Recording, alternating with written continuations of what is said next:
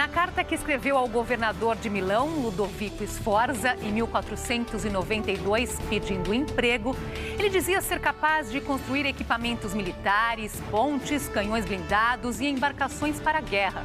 Também se considerava preparado para desenvolver projetos de arquitetura, engenharia e até para o desvio de cursos d'água. Mencionava ainda várias outras habilidades na tentativa de impressionar seu futuro patrono. Somente no 11º parágrafo da longa carta, o homem que ficaria conhecido por pintar alguns dos quadros mais famosos da história, mencionava em apenas 2 linhas que também sabia pintar. Assim era Leonardo da Vinci, um dos maiores gênios da história, que deixou, além de um incomparável legado para as artes, o exemplo de um espírito inquieto, fascinado pelos mistérios da ciência e do próprio homem. Esta edição do Matéria de Capa está só começando. Fique com a gente.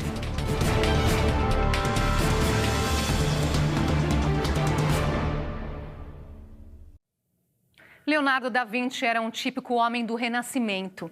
Embora a única escola que frequentou, e ainda por pouco tempo, tenha sido para aprender a lidar com os números, revelou-se um autodidata com amplos conhecimentos nos diversos campos da ciência.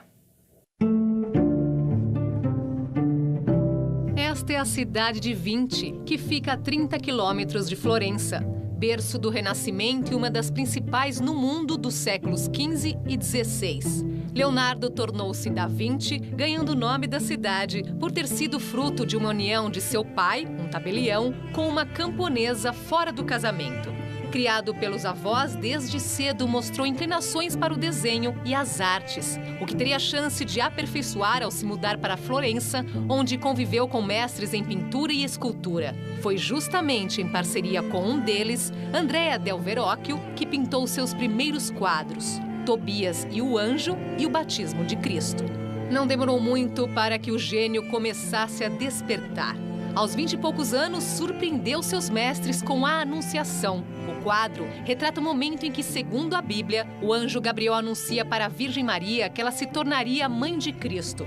Entre outros detalhes, chama a atenção na obra a expressão de Maria. Para muitos, um indicativo do que ele viria a produzir no futuro. No retrato de Ginevra de Benci, filha de um banqueiro florentino, Leonardo já ia muito além da pintura. O olhar da jovem revelava as tristezas que lhe marcaram a existência. Embora pertencente a uma das famílias mais ricas de Florença, ela foi sempre infeliz no amor. Sobre esse quadro, vale lembrar a frase de Leonardo: "Os olhos são o espelho da alma". Depois desses trabalhos, Leonardo iniciou diversos outros que não concluiu, como a Adoração dos Magos e São Jerônimo no Deserto. Acredita-se que o fato de se envolver em inúmeras tarefas ao mesmo tempo o levavam a uma certa inconstância. Foi por essa época que passou a dedicar boa parte do tempo a projetos de engenharia militar, incluindo canhões blindados e até pontes móveis. Também tentou desenhar o projeto de uma cidade ideal e, para isso, estudou a geografia de Milão e seus cursos d'água, incluindo o rio Arno. Em seguida, envolveu-se com um projeto de ampliação da Catedral de Milão, além de outras tarefas para seu patrono, Ludovico Sforza. Não satisfeito, passou a estudar o voo dos pássaros, o que o levaria a projetar o que chamou de máquina voadora, algo próximo do que viria a ser o helicóptero, que utilizava a força do ar para subir e voar. A curiosidade do gênio não tinha limites.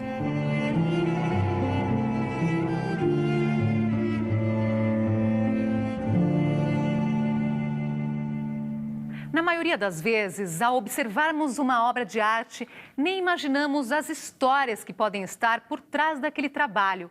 A Última Ceia, uma das pinturas mais famosas na história da arte, é um desses casos.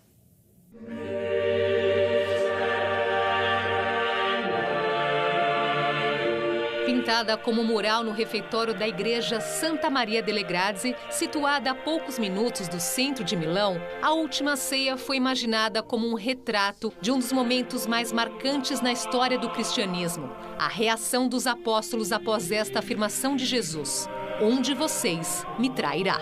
O que Leonardo procurou registrar no mural foi a incredulidade dos discípulos, conforme os evangelhos de Mateus e João. Além da sensação de movimento, há muitos outros detalhes para se observar, Um deles a perspectiva, que dá a sensação de profundidade quando aplicada a uma superfície plana. A obra havia sido encomendada por Ludovico Sforza, já na condição de Duque de Milão, depois de supostamente ordenar o assassinato de um sobrinho, herdeiro do cargo. Religiosos que acompanharam a obra contam que Leonardo, alguns dias, trabalhava do nascer ao pôr do sol. Em outros, subia no andaime, dava uma ou duas pinceladas e ia embora. Em outros, simplesmente se colocava diante da obra, em silêncio, e não trabalhava. Questionado por Ludovico pelo atraso no trabalho, que levou meses para concluir, Leonardo respondeu: homens de intelecto elevado, às vezes, produzem mais quando não estão trabalhando.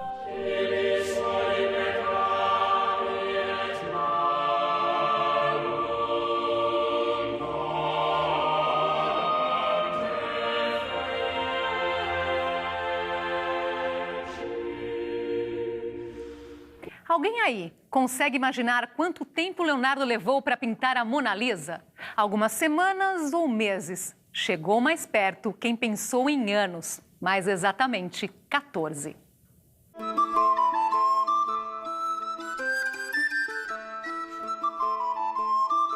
O quadro, que hoje é a principal atração do Museu do Louvre, em Paris, para onde atrai milhões de visitantes a cada ano, começou a ser pintado em 1503 em Florença. 3 anos depois, Leonardo levou para Milão, na segunda vez em que morou na cidade. Em seguida, mudou-se para Roma, onde passou outros 3 anos e também levou a obra incompleta. Na última viagem que fez, transportando o quadro, o destino foi Amboise, na França, onde viria a falecer em 1519. Os últimos retoques foram dados em 1517. Ao todo, 14 anos de trabalho. A versão mais aceita para a identidade de Mona Lisa é de que ela era esposa de Francesco del Giocondo, rico comerciante de seda e cliente do pai de Leonardo, o tabelião Piero. Diz a lenda que Leonardo só aceitou a encomenda porque teria liberdade para trabalhar sem a interferência de um nobre poderoso. E também porque Lisa, aos 24 anos, era linda para os padrões da época e tinha, acima de tudo, um sorriso encantador. Na verdade, o sorriso que viria a se consagrar como o mais enigmático na história da arte.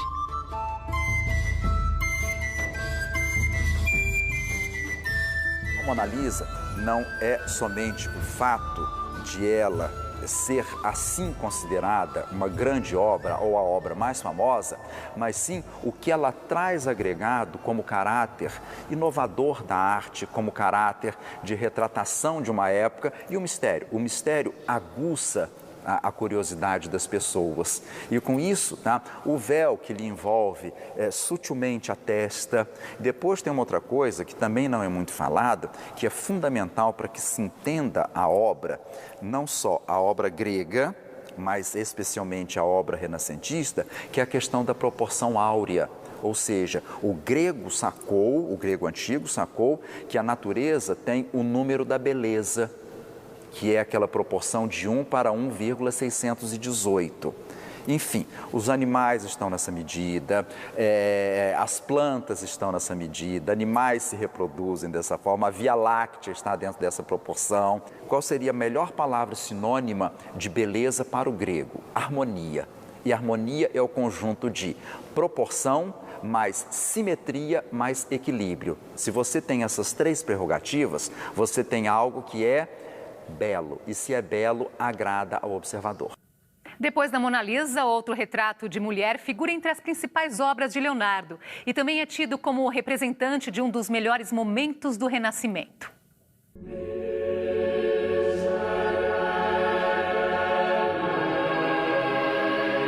A Dama com Arminho é um retrato de Cecília Gallerani, uma jovem da classe média de Milão que desde cedo despertou a atenção de Ludovico Sforza, o mecenas e patrono de Leonardo. Cecília tinha apenas 15 anos quando se tornou amante de Sforza. Mais uma vez, o destaque na pintura é o olhar e a expressão da jovem, que parece buscar no vazio uma explicação para o seu destino.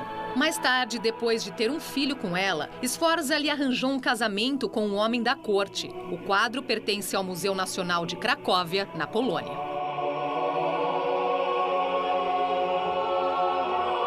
Essas obras dele, propriamente dito, somente dele, são relativamente poucas, mas a importância é imensa. Por que essa importância? Por diversas realidades, no sentido de que agora você tem, especialmente com este vínculo de arte e ciência, aquilo que chamamos de perspectiva matemática. Isso é importantíssimo. Você consegue dar uma ideia de tridimensionalidade numa superfície plana. Mas normalmente fala-se o Renascimento, a perspectiva matemática. É isso.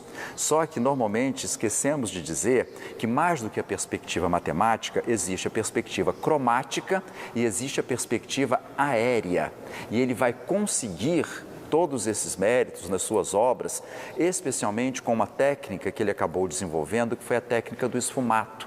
Ou seja, uma ideia de simbiose do próprio espaço do ambiente, normalmente um ambiente externo, isso se consegue muito bem com a perspectiva aérea, e aquilo vai se diluindo, porque existe uma densidade no ar. A atmosfera aparentemente é transparente, mas ela tem uma determinada densidade e também tem aquilo, tá, que é uma certa cor, porque a atmosfera é azulada, por isso que percebemos o céu azul. E ele consegue maravilhosamente bem, como temos o caso da Mona Lisa, a ideia de ir diluindo aquela natureza, ela vai se confundindo com essa densidade da atmosfera através do esfumato, que seria esse esfumaçado, digamos assim, e quando você vê no final da obra, há praticamente uma união do céu e da terra. Muitos mistérios envolvem uma das obras atribuídas a Da Vinci, que também acabou alcançando o preço mais alto já pago até hoje por um quadro.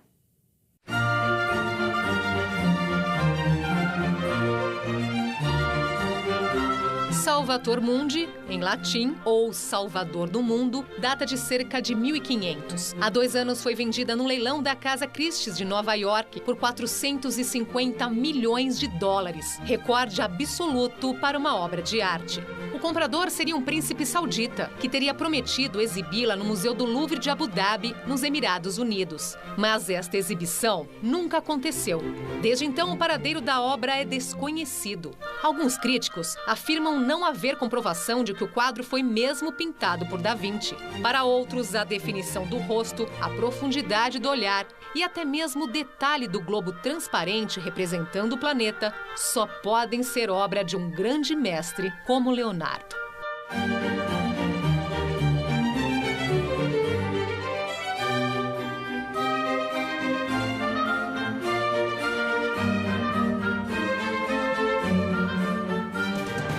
No próximo bloco, o roubo de Mona Lisa, que ficou 2 anos em poder do homem que a retirou do Louvre. E mais, Bill Gates, que comprou um dos livros de anotações de Leonardo, diz que ainda é possível aprender muito com o artista. A gente volta já.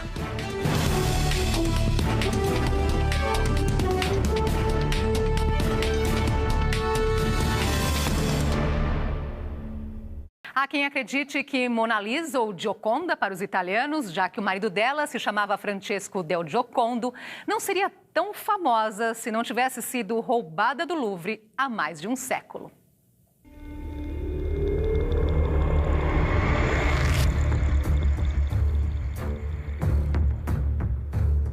Foi numa segunda-feira, precisamente no dia 21 de agosto de 1911, que um ex-operário do museu, Vincenzo Perugia, entrou no prédio aproveitando que ainda tinha o uniforme usado por todos que lá trabalhavam. Perugia sabia como retirar o quadro porque aquilo era parte de suas tarefas e escolheu aquele porque é pequeno, 53 por 77 centímetros. O roubo só foi descoberto no dia seguinte.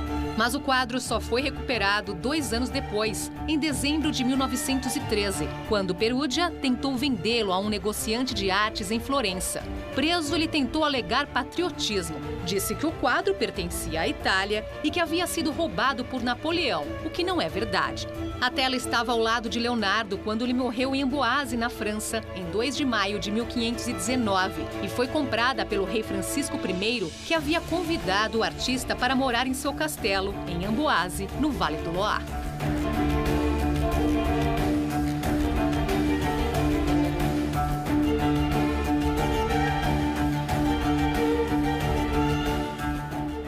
Um tesouro reunido nas páginas de mais de 20 livros de anotações e desenhos foi deixado por Leonardo como testemunho de uma mente inquieta que tentava entender todos os campos da ciência. Um deles foi vendido em leilão por uma pequena fortuna.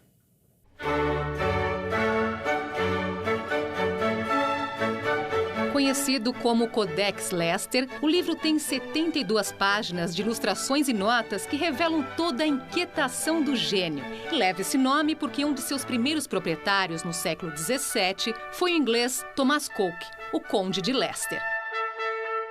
Comprado por Bill Gates em 1994 por 30 milhões de dólares, o livro tem sido emprestado neste ano a vários museus da Europa para lembrar os 500 anos da morte do artista. Nele, Da Vinci resume seus estudos sobre anatomia, projeta máquinas, reflete sobre a força e os movimentos da água e também investiga a Lua e o espaço extraterrestre.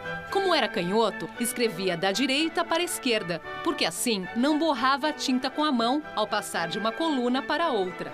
Nesta página, ele explorava as mudanças na iluminação da Terra pelo Sol e chamava a atenção até para o lado oculto da Lua, que até hoje é motivo de investigação científica. Gates não tem dúvidas em afirmar que até hoje é possível aprender muito com Da Vinci, seja no campo da ciência ou das artes. Afinal, diz ele, se trata de um dos maiores gênios da humanidade.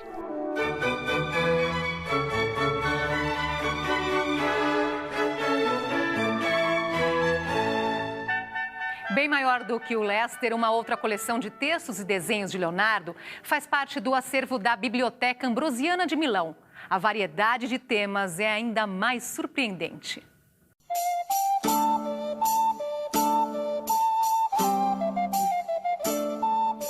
Em formato de atlas, o Codex Atlanticus tem mais de 2.000 páginas distribuídas por 12 volumes, que tratam de anatomia, botânica, astronomia, química, geografia, matemática, mecânica, estudos sobre voos e projetos arquitetônicos. Escritos e produzidos entre 1478 e 1519, os estudos e desenhos foram reunidos no século XVI pelo artista Pompeu Leone. Os textos e ilustrações comprovam a genialidade de Leonardo e sua paixão pelos diferentes campos das artes e da ciência. Hoje, esse tesouro está guardado na Biblioteca Ambrosiana de Milão. Construída no século XVII, a Ambrosiana também reúne em sua pinacoteca um valioso acervo de obras renascentistas de mestres como Tiziano, Luini, Botticelli e Bramantino, entre outros. Mas uma das principais atrações é mesmo o Codex Atlanticus.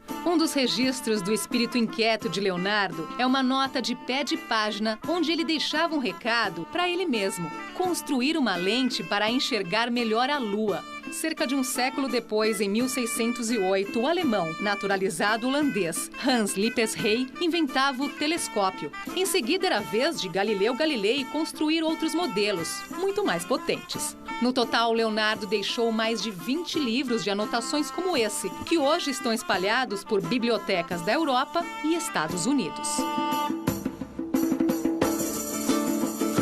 Leonardo da Vinci foi um gênio, não só do seu próprio tempo, como um gênio da humanidade. Leonardo da Vinci, nesse período assim denominado de Renascimento, na própria história da humanidade, por extensão também na história da arte, eu acho que ele foi uma pessoa que não seguiu um zeitgeist, mas ele definiu um novo zeitgeist. Ele e alguns outros gênios contemporâneos a ele, como Rafael, como Michelangelo, como inúmeros outros artistas desse intervalo de tempo assim chamado de Renascimento.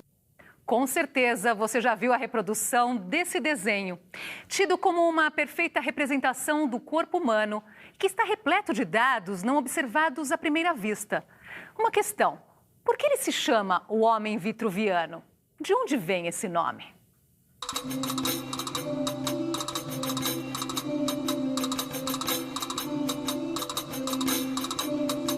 O original é guardado numa sala trancada e sem acesso para visitantes na Galeria da Academia em Veneza, uma vez que a exposição prolongada à luz pode danificá-lo. O nome vitruviano vem de Marco Vitrúvio, que serviu no exército romano sob o comando de Júlio César por volta do ano 60 a.C. Especializado na construção de equipamentos militares, Vitrúvio era muito mais interessado em outros temas como arquitetura e anatomia. Deixou inúmeros estudos que foram recuperados por Leonardo e seus contemporâneos. O que despertou a atenção deles foram as observações de Vitrúvio sobre o corpo humano. Por exemplo, se colocarmos um homem deitado de costas para o chão, com os braços e pernas estendidos, é possível notar que a largura é igual à altura. Pode-se traçar um círculo perfeito em torno da figura e mais um quadrado igualmente proporcional. E Vitrúvio prosseguia. O comprimento dos braços abertos de um homem é igual à sua altura. A distância entre a linha do cabelo e a ponta do queixo é de 1/10 da altura do homem. A largura máxima dos ombros é de 1/4 da altura. O pé possui 1/7 da altura do homem. Esses e outros dados deixados pelo estudioso romano iriam fascinar Leonardo 15 séculos depois da era de Júlio César. E o desenho do homem vitruviano se tornou parte importante dos estudos que ele fez sobre anatomia.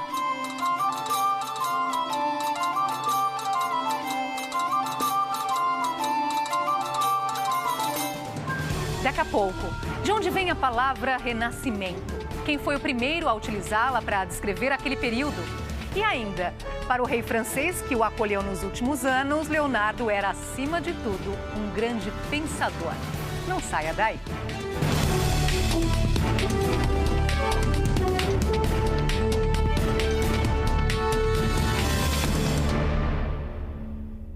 Leonardo da Vinci passou os últimos anos de vida na cidade de Amboise, no Vale do Loire, na França. Mas se engana quem pensa que esse foi um momento de descanso para o artista.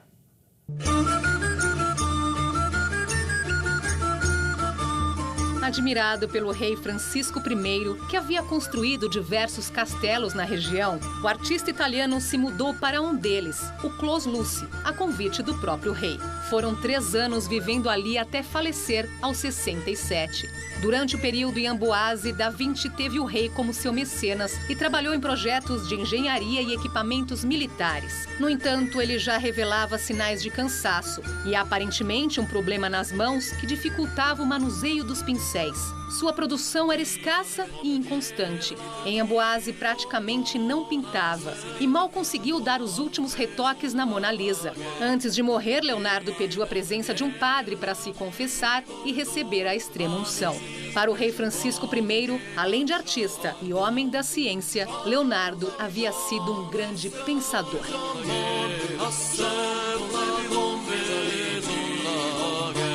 O Museu do Louvre reuniu a maior coleção de trabalhos de Leonardo da Vinci para marcar os 500 anos da morte do artista. São 160 trabalhos, incluindo pinturas, desenhos, esculturas e manuscritos. Das 5 pinturas da coleção do Louvre, farão parte da mostra São João Batista e La Belle Ferronnière. Mona Lisa continuará no mesmo lugar de sempre, mais adequado para receber um grande número de visitantes.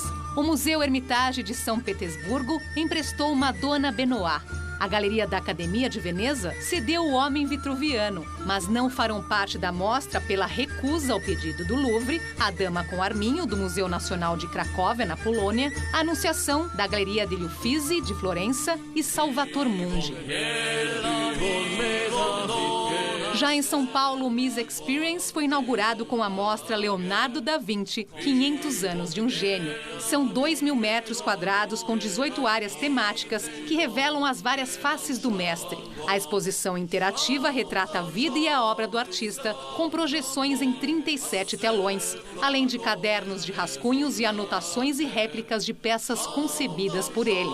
A mostra permite ao visitante a oportunidade de analisar os detalhes das obras. Por exemplo, as sobrancelhas e a expressão da mulher com o sorriso mais enigmático na história da arte. Também é possível se imaginar como um modelo para o artista.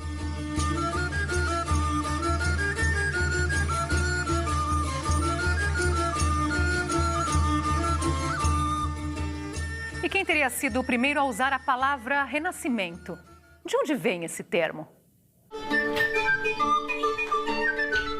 O pintor, arquiteto e historiador Giorgio Vasari, que viveu entre 1511 e 1574, foi o primeiro a usar o termo renascità, renascimento ou renascença, para descrever o período que viria a se confirmar como um dos mais ricos na história da arte. Vasari teve o privilégio de conviver com figuras como Michelangelo, com quem aprendeu várias técnicas, e Rafael, que conheceu no período em que morou em Roma. Em 1563, Vasari fundou a Academia del Disegno, em Florença, que reuniu alguns dos grandes mestres da época, incluindo Michelangelo.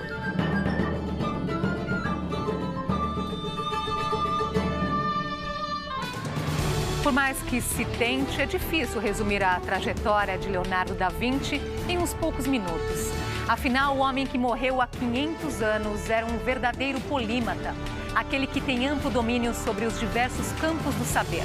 Além de cientista, matemático, engenheiro, pintor e arquiteto, Da Vinci também se interessava pela anatomia e a botânica. E ainda está faltando outra habilidade. Leonardo era músico e fabricava seu próprio instrumento, uma espécie de violino. Isso nos leva a uma reflexão sobre os tempos atuais. Claro que nenhuma outra época da história pode ser comparada ao Renascimento, mas há que se admitir que os tempos atuais estão a anos-luz de distância daquele período. E é aí que entra a questão. O universo digital não promete uma revolução no conhecimento? Parece que estamos longe disso. Esta edição do Matéria de Capa fica por aqui. Nós voltamos no próximo domingo, neste mesmo horário. Ótima noite para você. Até lá.